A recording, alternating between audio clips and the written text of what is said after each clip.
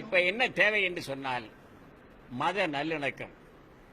இந்த நாட்டில் இருக்கக்கூடிய அனைத்து மக்களும், செட்டியாரோ ரெட்டியாரோ கோனாரோ முதலியாரோ பிள்ளையோ தாழ்த்தப்பட்டவரோ நாடாரோ நாயுடுவோ வன்னியரோ கவுண்டரோ அல்லது பிள்ளையோ எந்த ஒரு இனமாக இருந்தாலும் சரிதான், அத்தனை பேர் ஆண்டவருடைய பிள்ளைகள் என்பது மாத்திரமல்ல, இந்த உலகத்தில் இருக்கிற 600 கோடி மக்களுக்கும் ஒரே ஒரு இறைவன் தான்.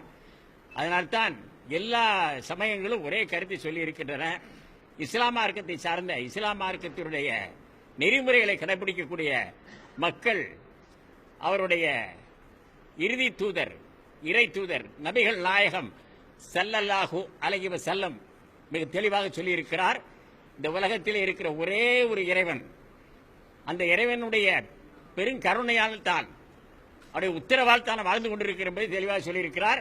பிஸ்மில்லாஹிர் ரஹ்மானிர் ரஹீம், அல்ஹம்துலில்லாஹி ரப்பில் ஆலமீன், அர் ரஹ்மானிர் ரஹீம், மாலிக் யௌமித்தீன், இய்யாக நஅ்புது வ இய்யாக நஸ்தஈன், இஹ்தினா ஸிராத்தல் முஸ்தகீம், ஸிராத்தல் லதீன அன்அம்த அலைஹிம் கைரில் மக்லூபி அலைஹிம் வலல்லாலின், ஆமீன் ஆமீன் ஆமீன் என்று சொல்லியிருக்கிறார்.